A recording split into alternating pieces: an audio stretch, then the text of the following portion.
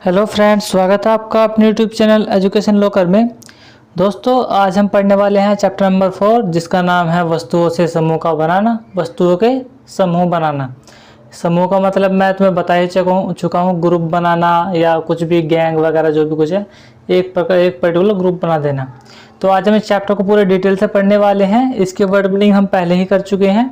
किसी भाई ने बहन ने वो वीडियो नहीं देखी हो तो पहले उस वाली वीडियो को देखिए, तब आप चैप्टर पढ़िए, क्योंकि मैं जो निचोड़ है चैप्टर का वो वर्ड मीनिंग में निकाल देता हूँ सारा। वो जिसने देख लिया उसको चैप्टर मात्र 20% रह जाता है, तो 80% उस वीडियो में है, पिछले वाली वीडियो में। तो आपको जिसने देखी हो वही भाई इसको देखिए, और जिसने नहीं देखी तो इस पर प्लीज़ इसे बंद कीजिए और पिछले वाली वीडियो देखिए। चलिए ज़्यादा देरी न करते हुए अपने चैप्टर पर आते हैं।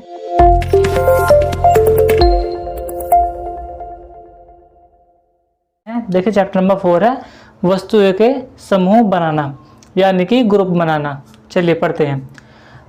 हमारे चारों ओर वस्तुएं हैं, मतलब कौन कौन सी हैं देखें। हमने देखा है कि हमारे भोजन तथा वस्त्रों में बहुत अधिक विभिन्नता है। विविधता का मतलब अलग अलगता है ना। वस्त्रों में भी अलग अलग हैं, खाने पीने की भी अलग अलग चीज़ें हैं। हर स्थान पर इसी प्रकार की विविधता वाली अनेक वस्तुएं होती हैं, हर जगह होती हैं ये। हम अपने चारों ओर कुर्सियाँ, बैलगाड़ियाँ, साइकिलें, खाना पकाने के बर्तन, पुस्तकें, वस्त्र, खिलौने, जल, पत्थर, अन्य बहुत सी वस्तुएं देखते हैं। इन सभी वस्तुओं की आकृतियाँ, यानी कि इनका आकार, रंग, वर्ण तथा गुण, मतलब ये कहाँ पे यूज होंगी, इनका फायदा क्या है, इस तरह के गुण जो हैं, गुण भिन्न भिन्न होते हैं, अलग अलग होंगे सबका एक गुण। ऐसा तो है ना, जो काम एक बोतल कर रही है वही काम एक भगोना कर रहा। भगोने का गुण अलग है, वो ज़्यादा पानी स्टोरेज कर रहा। बोतल का काम अलग है, वो बोतल को हम भर कर कहीं भी ले जा सकते हैं। तो हर एक का अपना अपना गुण है, अपनी अपनी एक क्वालिटी है। देखिए, अपने चारों ओर देखिए तथा गोल आकृतियों की वस्तुएं पहचानिए, यानी कि जिनकी आकृति गोल हो। ठीक है। हमारी इस सूची में विभिन्न प्रकार की गेंद, जैसे रबर की गेंद, फुटबॉल तथा कंचे शामिल हो सकते हैं। भाई यही गोल है। यदि हम अपनी सूची में लगभग गोल वस्तुओं को भी शामिल, लगभग गोल का मतलब है जो हल्की मुल्की गोल हो, को शामिल कर लेते हैं, तो इसमें सेब भी आ सकता है, संतरे भी, घड़े जैसी वस्तुओं को भी रखा जा सकता है। मान लीजिए हम ऐसी वस्तुओं पर ध्यान दें, बस यही है। मान लीजिए हम ऐसी वस्तुओं पर ध्यान दे रहे हैं जिन्हें खाया जा सकता है, यानी कि हमने पहला गोल ढूंढी, बिल्कुल गोल। तो बॉल है, फुटबॉल है, ये गोल में आएंगी। फिर सच्ची कि चलो कोई बात नहीं, लगभग गोल हो वो भी इसमें काउंट हो जाएगी। तो सेब संतरे वगैरह आ गया, अनार वगैरह इसमें आ गए लगभग गोल में। फिर कहने लगे यार एक काम करो, इनमें से गोल वे वाली छोटी जिन्हें हम खा सकते हैं। तो फुटबॉल तो आ नहीं सकती, ना कंचे आ सकते हैं, ना रबर की गेंद आ सकती। तो इसमें खाने पीने वाली चीज़ें हम ले लेंगे जिन्हें खाया जा सकता है। तब हम इस सूची में से उन सभी मदों यानी वस्तुओं को शामिल कर सकते हैं जिन्हें हमने अध्याय 1 की सारणियों 1.1, 1.2, 1.3 में सूची किया था। मतलब पहला चैप्टर जो था उसमें जो शामिल कर रखे थे ना खाने पीने की चीज़ें, उन्हें शामिल कर सके हम। यह भी हो सकता है कि जिन गोल वस्तुओं की सूची हमने अभी बनाई है उसमें भी कुछ वस्तुएं इस समूह में शामिल हो। मतलब हम क्या है, हम एक ग्रुप बना रहे हैं उनका जो खाई जाती है खाने वाने में। तो ठीक है, उसमें जो पहले चैप्टर में पढ़ा था वे सारी आ जाएंगी। ठीक, अब जो हमने गोल वस्तुओं का ग्रुप बनाया उसमें से क्या पता कुछ गोल वस्तुएं ऐसी भी हों जो खाई जाती हो, जैसे कि सेब है, संतरा है, अनार है, अमरूद है, ये वगैरह गोल हैं। तो ये हमारे खाने वाली चीज़ें में शामिल हो सकती हैं। समझ गए? जैसे कि ये ग्रुप है एक, ये वस्तुओं का है, और इसमें से निकाल कर मैं गोल वस्तुएं निकाल लूँ और खाने वाली वस्तुएं, तो वो गोल भी हो और खाने वाली वस्तु भी। तो सेब संतरा लगभग गोल ये वगैरह अलग हो जाएंगे, इनका अलग ग्रुप बन जाएगा। ठीक है। मान लीजिए हम प्लास्टिक की बनी हुई वस्तुओं का एक समूह बनाना चाहते हैं। मतलब तुम्हारे मनवाई के एक काम करो यार, प्लास्टिक छांटो, जहाँ से भी हो सकता है। ठीक है। तो तुमने क्या करा, अपने घर में से स्टार्ट करा। बाल्टी, लंच बॉक्स, खिलौने, जल में जो वो है मग्गे वग्गे वगैरह, ड्रम, जल पात्र, पाइप, नाली जो है पंप जिनका पाइप जो फिटिंग विटिंग होती है टंकी वगैरह की, वे पाइप। तो इसी प्रकार की बहुत सी वस्तुओं को इस समूह में स्थान मिलता है। मतलब खूब सारी प्लास्टिक की चीज़ें इसमें काउंट हो जाएंगी। ठीक है। अतः वस्तुओं का समूह बनाने के बहुत से ढंग है। मतलब हम ग्रुप कई तरीके से बना सकते हैं। अब जैसे हम 4 भाई हैं, सपोज करना, यानी कि आप 3 और एक मैं, हम 4 भाई हैं आपस में। हम कहते हैं भाई एक काम करो, मैं कहता हूँ कि यार एक काम करो, मैं ग्रुप बना रहा हूँ लोहे का। तो मैं लोहे वाली चीज़ें ढूंढूंगा। मेरा भाई कहेगा यानी कि आप में से कोई से एक ना, या ना सर जी हमें तो प्लास्टिक का बनाना।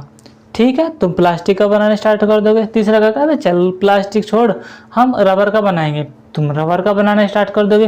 वो छोड़ छोड़ यार ये इन सब वगैरह वगैरह छोड़, मैं तो कांच का बनाऊंगा। वो कांच का बनाना स्टार्ट कर देगा।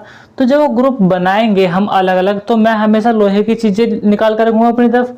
ठीक है, दूसरे वाला भाई प्लास्टिक की चीज़ निकाल कर देखेगा। तीसरे वाला भाई वो उसकी जो क्या नाम प्लास्टिक के वगैरह मैंने क्या बोला था, लोहा प्लास्टिक, अबे जो भी कुछ है उसने जिसका ग्रुप बनाया है वो अलग रखेगा, और रबर का, और जो चौथा है वो कांच वाली चीज़ अलग रखेगा। तो हमारे पास 4 ग्रुप हो गए।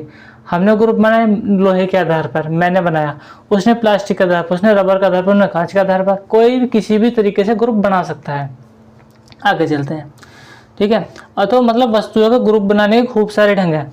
उपयुक्त उदाहरणों में हमने वस्तुओं को समूह की उनकी आकृतियों जिस पदार्थ से वे बने हैं के आधार पर बांटा है। मतलब हमने यहाँ पे क्या करा था, उनकी आकृति के हिसाब से ग्रुप बनाया था। गोल है, चकोर है, अंडाकार है, बेलनाकार है, शंखवाकार है, जैसा भी है उनको अलग फेंक दिया। अब बची कुछ गोल निकाल ली, तो हमने गोल के बेस पर ग्रुप बनाया। ठीक है, आकार के बेस पे। ठीक, कहेंगे आगे में उनकी आकृति इस प्रकार से बने हैं वे अर्थक। ठीक है, हमारे चारों ओर की वस्तुएं एक अथवा एक से अधिक पदार्थों से बनी है। देखिए पदार्थ की मैंने डेफिनेशन बताई थी आपको कि पदार्थ कोई भी वो चीज़ जिसे मतलब इन 5 चीज़ से पता पड़ता हो। भैया तो वो आँख से देखा जाता हो, चलो आँख से ना देखा जा रहा कोई बात ना, कानों से सुना जाता हो, या जीभ से चखा जाता हो, नाक से सूंघा जाता हो, या हाथ से टच होकर पता पड़ जाता हो, तो वो एक पदार्थ, मतलब पदार्थ नहीं, हाँ पदार्थ होता है कुछ भी। उस पदार्थ को मिला मिला के ही हम कुछ चीज़ बनाते हैं। जैसे कि ये है कागज था, कागज को ही इकट्ठा करा और उसका मतलब एक अच्छी तरीके से मेंटेन कर हमने किताब बना दी। ये जो और प्लास्टिक की बोतल है, यानी कि पता प्लास्टिक किससे मिलकर बनी है, मतलब बोतल किससे मिलकर बने, प्लास्टिक से। किताब किससे मिलकर बने, कागज से। ये जो मतलब कैमरा है, मतलब जो मोबाइल है, किससे मिलकर बना है, प्लास्टिक से, लोहे से, स्टील से, कई चीज़ों से मिलकर बना है। हमारी साइड कपड़े से मिलकर बना है। तो ये पदार्थ हैं। जैसे कि अगर लोहे की कील है तो तुम तो कहोगे कील, लेकिन वो किससे मिल रही है, वो बन रही है लोहे से, तो लोहा एक पदार्थ है। यानी कि जिससे जो चीज़ बनती है वो उसे पदार्थ कहते हैं। ठीक है, देखो हमारे चारों ओर बहुत सी वस्तुएं अथवा एक से अधिक पदार्थों से मिलकर बनी है। यानी कि कोई वस्तु, जैसे कि हमारा जो बाल काटने वाला कंघा होता है वो टोटली प्लास्टिक का होता है, तो वो क्या है, वो एक पदार्थ से मिलकर बना है। इसी प्रकार से अगर मैं खुरपा लूँ तो खुरपी में एक लोहा भी है और लकड़ी भी है, तो लकड़ी अलग पदार्थ है, खुरपा अलग, लोहा अलग पदार्थ है, तो वो क्या है, वो 2 पदार्थों से मिलकर बना है। ठीक है, तो कोई भी वस्तु एक पदार्थ से मिलकर भी बनी हो सकती है और उसमें कई सारे पदार्थ भी मिल सकते हैं। जैसे कि फावड़ा, या अगर तुम्हारे घर में देखो तो बाल्टी, या लैपटॉप भी कई पदार्थ से मिलकर बना, प्लास्टिक से, रबर से, लोहे से, है नहीं, कांच से, इनसे मिलकर बना। ठीक है, समझ पा रहे हो। चलिए आगे चलते हैं। ये पदार्थ कांच, धातुएं का मतलब है जो भी, जैसे कि स्टील, एल्यूमिनियम, ये वगैरह जो है, लोहा, ये सब धातु हैं जो कठोर हो, जिनमें चमक होती हो, वो धातु का नाम है, जिनमें चमक होती हो। प्लास्टिक हो सकती है, लकड़ी हो सकती है, रुई, कागज, पंख तथा मृदा, मिट्टी भी हो सकती है। क्या आप पदार्थों के और अधिक उदाहरणों के विषय में जानकारी दे सकते हैं? भाई देखिए मिट्टी है, मिट्टी के घड़े बनते हैं। ठीक है, तो अगर मैं कहूँ घड़ा किससे मिलकर बना है, तो मिट्टी से। तो मिट्टी क्या है, पदार्थ है उसके लिए।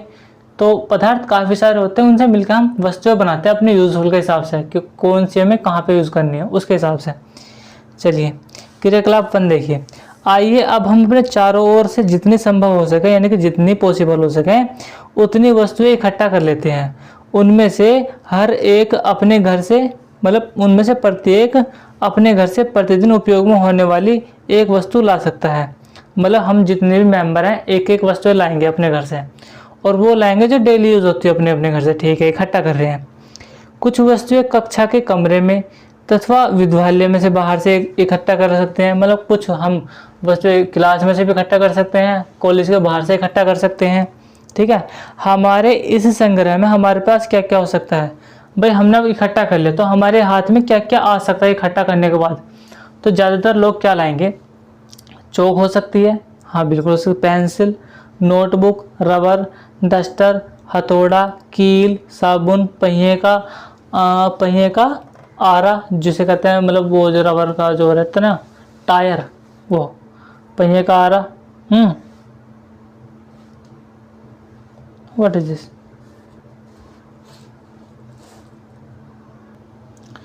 पहिए का आरा, बैट, माचिस की डिब्बी, नमक, आलू। हम वस्तुओं की एक ऐसी सूची बना सकते हैं।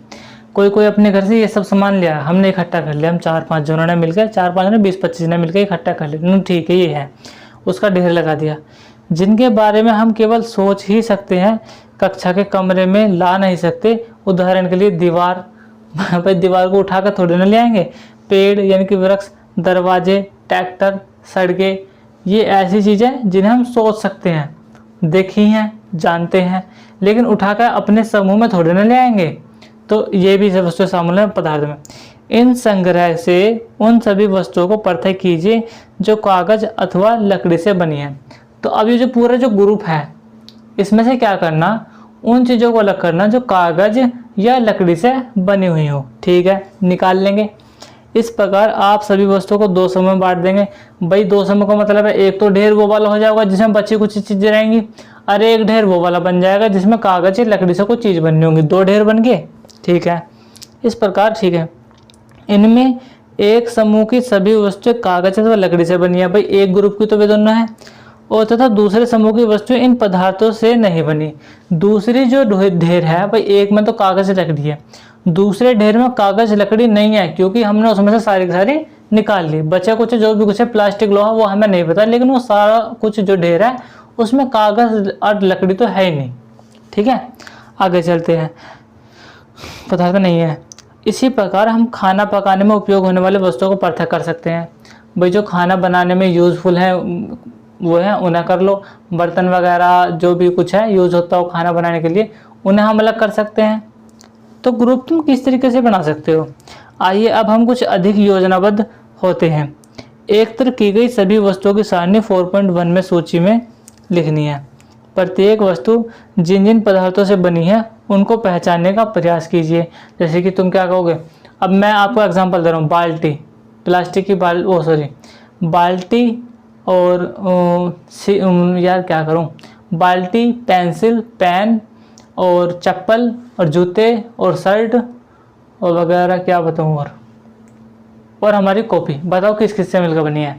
तो आप कहोगे सर बाल्टी 2 प्रकार के होते हैं, एक प्लास्टिक, एक उसमें स्टील की। तो कोई कोई ऐसे तो जिसमें प्लास्टिक हो और स्टील का कुंदा हो, तो वो किन किन से मिलकर बनी है? प्लास्टिक से और लोहे से। ठीक है, आप कहोगे पेंसिल, सर पेंसिल लकड़ी से और ग्रेफाइट से, बीच में जो सुरमा होता है, दो पदार्थों से मिलकर बनी है, वो भी ठीक है।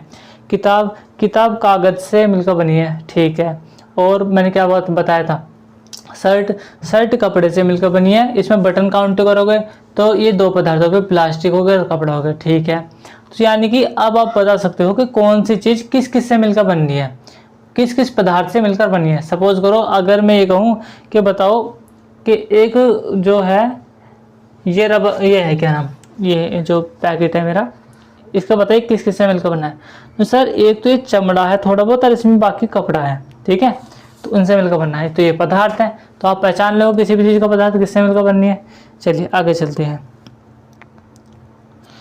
ठीक है, एक तरह की गई वस्तुओं में से कुछ वस्तुओं के पदार्थ के बारे में पता लगाना कठिन प्रतीत हो सकता है। मतलब कुछ वस्तुएं ऐसे हो सकते हैं जिसमें से पदार्थ का पता न लगाना बहुत ज़्यादा कठिन हो। जैसे कि अगर मैं कहूँ कोई लैपटॉप में बताओ क्या क्या है, सर लैपटॉप में अगर मोटे तौर पर देखो तो प्लास्टिक है या स्टील है या वगैरह जो भी कुछ है, लेकिन अंदर तो खूब सारी चीज़ें हैं, तो पूरा पता लगाना ठीक मतलब कठिन हो जाएगा। ऐसे प्रकरणों में पदार्थों की पहचान के लिए अपने मित्र, शिक्षक, अभिभावकों से विचार विमर्श कीजिए।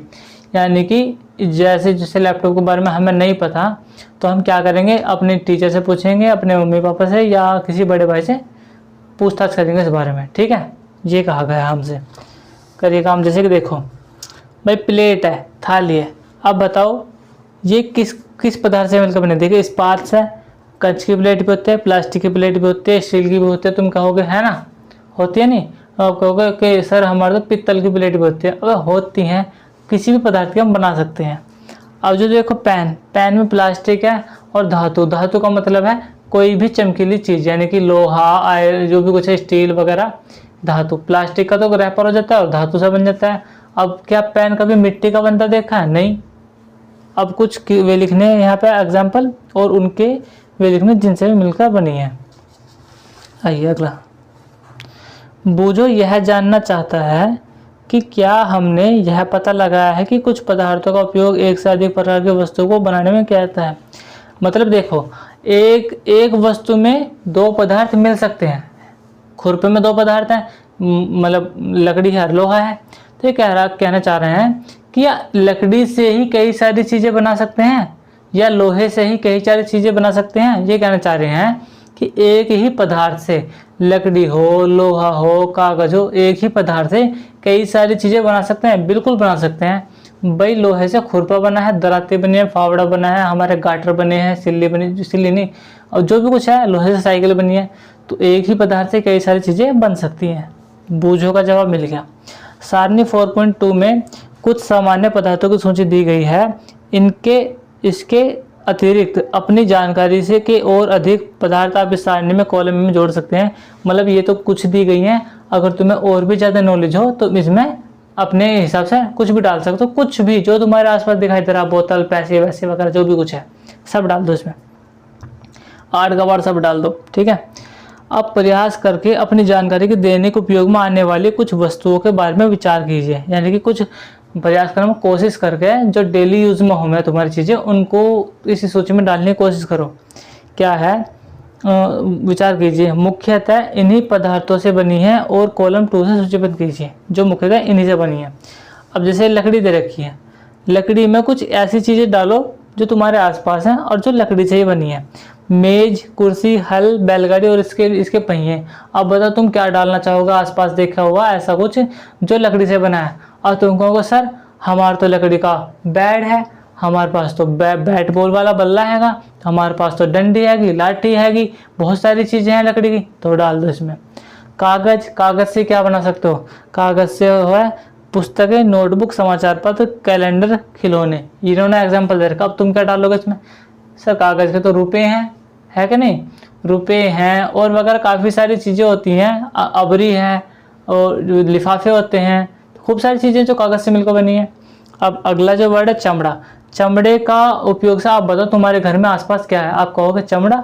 सर चमड़े से तो लेदर जैकेट हो सकती है, जूते हो सकते हैं, और क्या हो सकता है, और चमड़े की वगैरह वगैरह कुछ भी चीज़ हो सकती हैं जिनका यूज़ होता हो, है ना। तो चमड़े से यहाँ पे इस्तेमाल हो जाएगा।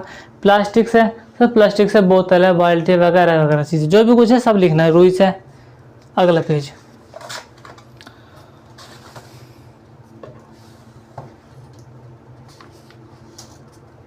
देखिए, वस्तु एक ही पदार्थ से बनी होती है। वो कहाँ है?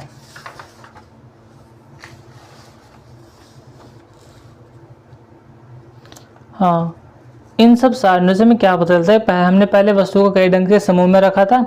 इसके बाद हमने पाया कि हमारे चारों ओर विभिन्न वस्तुएं पदार्थ से बनी है। कई बार तो कोई वस्तु एक ही पदार्थ से बनी होती है। यदि मैं कहूँ कि आपको सिर्फ में भाई मेरे सामने जो कुछ चश्मा है, चश्मा कहते हो सर टोटली प्लास्टिक का बन सकता है, तो वो है। तो ऐसा भी होता है कि एक ही वस्तु कई पदार्थों से बनी हो और फिर वह एक ही पदार्थ के उपयोग से कई वस्तुएं बनाई गई हों। यानी कि एक ही लोहे को यूज़ करके कई सारी चीज़ें बना सकते हैं। यह कैसे निश्चित किया जाता है कि किसी दी गई वस्तु को बनाने के लिए कौन सा पदार्थ उपयोग किया जाना चाहिए? मतलब ये कैसे पता लगाया जाए कि हमें क्या बनाने के लिए कौन सा यूज़ करना चाहिए? भाई अगर हमें फावले से मिट्टी खोदनी है तो हमें किसका बनाना चाहिए फावला? सोने का, चांदी का, किसका बनाना चाहिए? कपड़े का, कागज का, किसका बनाना चाहिए? यह कैसे फैसला किया जाए इस चीज़ का कि किसी दी गई वस्तु को बनाने के लिए कौन सा पदार्थ उपयोग किया जाना चाहिए? ऐसा लगता है कि अभी हमें विभिन्न पदार्थों के बारे में और अधिक जानकारी प्राप्त करने की आवश्यकता है। पदार्थ किन्हें कहते हैं, ये मतलब इसके बारे में डिटेल में जानने की जरूरत है। आइए, पदार्थों के गुण मतलब पदार्थों में क्या क्या क्वालिटी है। क्या आपने कभी यह जानने का प्रयास किया है, जानने की कोशिश की है कि गिलास कपड़े के क्यों नहीं बनाए जाते? अध्याय 3 में कपड़े के टुकड़ों के साथ जो प्रयोग हमने किया था उसे याद कीजिए और ये ध्यान में रखिए कि हम गिलास का उपयोग सामान्य द्रव को रखने के लिए करते हैं। भाई गिलास का उपयोग हम क्यों करें? द्रव को रखने के लिए, कोई भी लिक्विड चीज को रखने के लिए। और तीसरे चैप्टर में हमने क्या पढ़ा था कपड़ों के बारे में? कपड़ों में छोटे छोटे छिद्र हो गए जिनमें को सुई जावे है, और कपड़े किससे बन मिलकर बने? रेसे से, रुई से, वगैरह वगैरह से। ठीक है, ठीक है। इसलिए अब यदि हम कपड़े का गिलास बनाएंगे तो हमारा कार्य काफ़ी हास्यास्पद प्रतीत नहीं होगा। मतलब हास्यास्पद का मतलब है हंसी उड़ाएंगे सब हम पर। ठीक है, गिलास बनाने के लिए हमें कांच, प्लास्टिक, धातु अथवा कोई ऐसा पदार्थ चाहिए जो जल को रोक सके। यानी कि हम गिलास में गिलास में वो चीज़ रखें जो लिक्विड हो, और हमें ऐसा चीज़ का गिलास बनाना जो लिक्विड को रोक सके। ठीक है भाई, अगर हमारे पास सपोज करो चीनी होती यानी कि ठोस है, तो हम कागज़ का बना लेते, वो भी रोक सकता है। लेकिन पानी रखने के लिए कागज़ से नहीं बना सकते ना। तो वही बात बता रहा हूँ, जो जल को रोक लिए, जो जल को रोक सकता हो। इसी प्रकार खाना पकाने वाले पात्र बनाने के लिए कागज़ का उपयोग करना कोई बुद्धिमानी कार्य नहीं माना जाएगा। खाना पकाने के लिए काय का उपयोग करना पड़ेगा? धातु का ही। कागज़ का थोड़ी ना करूँगा, जल जाएगा। ठीक है, कागज़ का नहीं कर सकता। तब हम देखते हैं कि हमारे द्वारा किसी वस्तु को बनाने के लिए किसी पदार्थ का चयन किया जाना उस पदार्थ के गुण तथा उपयोग की जाने वाली वस्तु के प्रयोजन पर निर्भर करता है। यानी कि हम कोई भी चीज़ बना सकते हैं, बट वो चीज़ जो हम बना रहे हैं उसके गुण पर डिपेंड करेगा हम किस लिए बना रहे हैं। भाई अगर हम मिट्टी खोदने के लिए फावड़ा बना रहे हैं, सिंपल सी बात है, मिट्टी खोदेगी लोहे से वगैरह जो भी नुकीली चीज़ होगी, तो हम कागज़ को तो बना नहीं सकते। तो इसलिए हमें उस पर डिपेंड रहना पड़ता है जो काम हमें करना है। पानी रखना है तो ना तो कागज़ का बना सकता, ना ही मैं कपड़े का बना सकता। हमें चीनी रखनी है, चीनी रखने के लिए मैं क्या करूं? चीनी रखने के लिए तो कुछ भी हो सकता है, वही कागज़ भी हो सकता है, गिलास भी हो सकता है, कपड़े भी हो सकता है।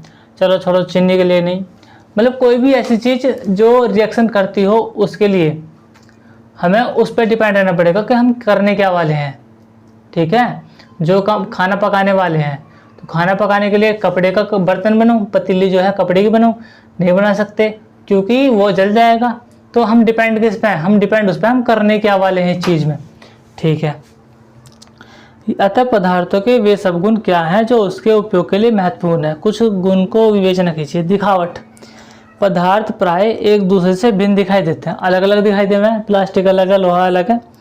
लकड़ी लोहे से बिल्कुल भिन्न दिखाई देती है, बिल्कुल अलग दिखाई देगा लकड़ी।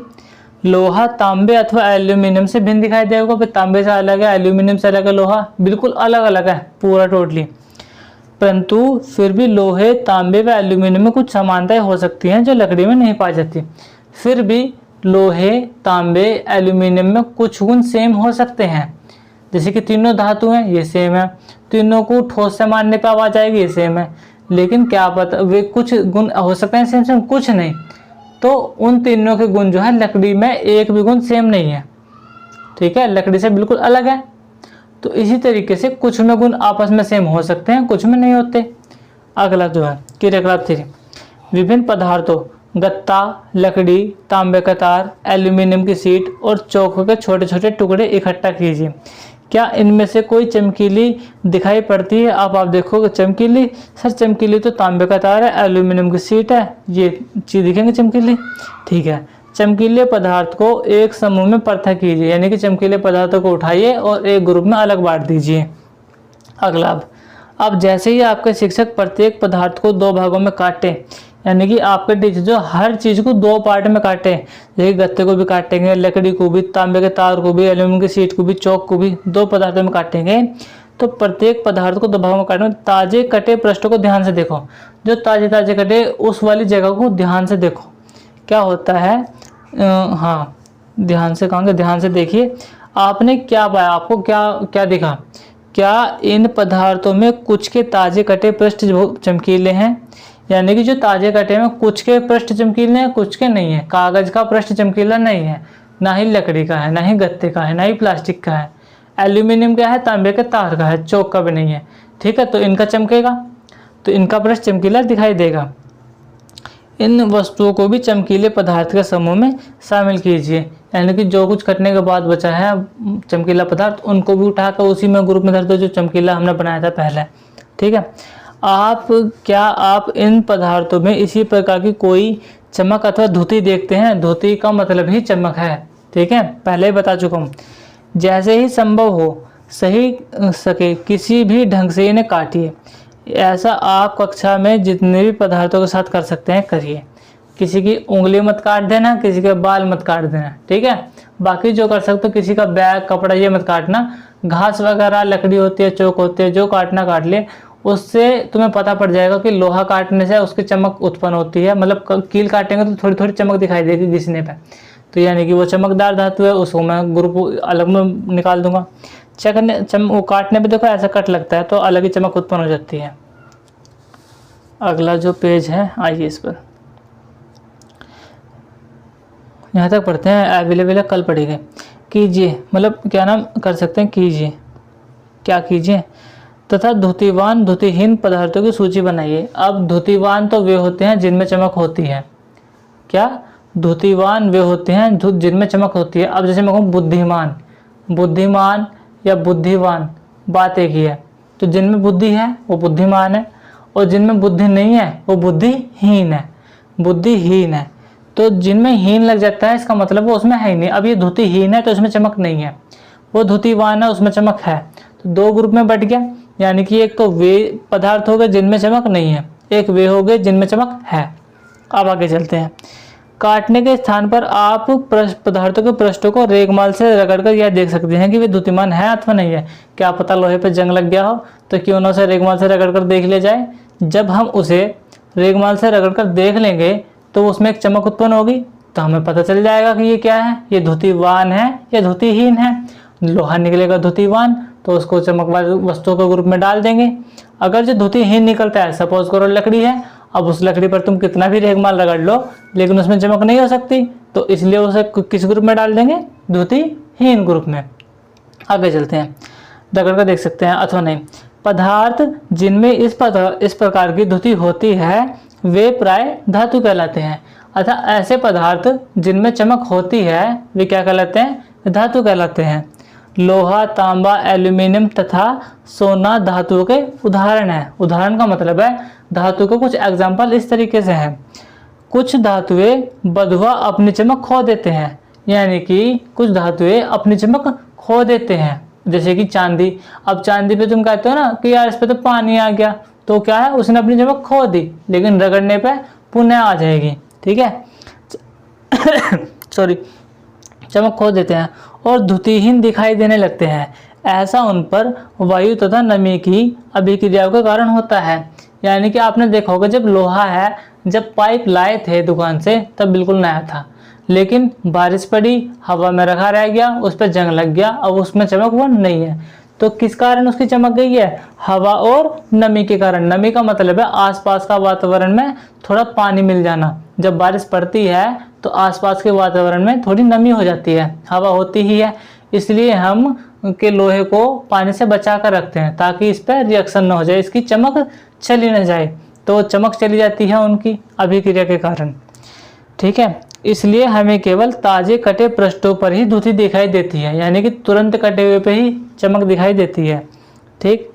जब आप किसी लोहार या वर्कशॉप का भ्रमण करें, वर्कशॉप का मतलब जो भी दुकान है उसमें जाएं, तो धातु की छड़ों के ताज़ा कटे पृष्ठों को देखने का प्रयास करें। ताज़ी कटी हुई को देखें, ठीक है, और यह देखें इनमें धुति है अथवा नहीं है, यानी कि उसमें चमक है या नहीं है, ठीक है, इस तरीके का देखने। कठोरता, जब आप विभिन्न पदार्थों को अपने हाथों से दबाते हैं तो उनमें से कुछ को दबाना, संपीड़ित करना कठिन होता है। संपीड़ित करने का मतलब ही है दबाना, दबाना का मतलब संपीड़ित करना, मतलब उसको भींचना। तो किसी को भींचना कठिन हो जाता है, किसी को भींचना आसान हो जाता है। देखिए कठिन होता है, जबकि कुछ अन्य आसानी से संपीड़ित हो जाती है, यानी कि कुछ आसानी से भींच जाती हैं। धातुओं की एक चाबी लीजिए, जो की होती है लोकर की चाबी, तथा इसमें लकड़ी, एल्यूमिनियम, पत्थर का टुकड़ा, कील, मोमबत्ती, चौक, अन्य कोई वस्तुएं अथवा वस्तु के पृष्ठों को खरोचने का प्रयास कीजिए। इस चाबी में क्या करो, मोम खरोच कर देखो, रबर खरोच कर देखो, धातु का कोई टुकड़ा, लकड़ी खरोच कर देखो क्या होता है। आप कुछ पदार्थों को आसानी से खरोच सकते हैं, कुछ को आसानी से खरोच सकते हैं, लेकिन जबकि कुछ अन्य पदार्थों को इतनी आसानी से नहीं खरोचा जा सकता। पदार्थ जिन्हें आसानी से संपीड़ित किया अथवा खरोचा जा सकता है कोमल पदार्थ कहते हैं, मुलायम पदार्थ कहते हैं।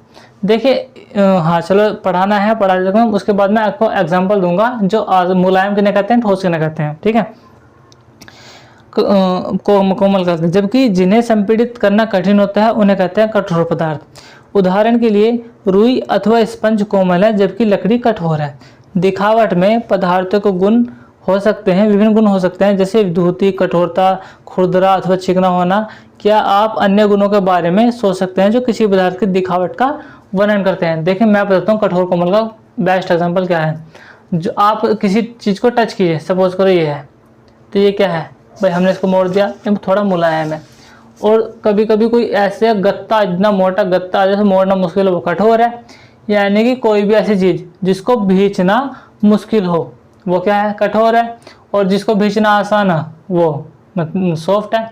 सपोज करो कंचा है, कंचे भी गोल है, रबर की बॉल भी गोल है, तो कंचे को भींचना मुश्किल है, वो हार्ड है। रबर की बॉल को भींचना आसान है, वो मतलब थोड़ी मुलायम है।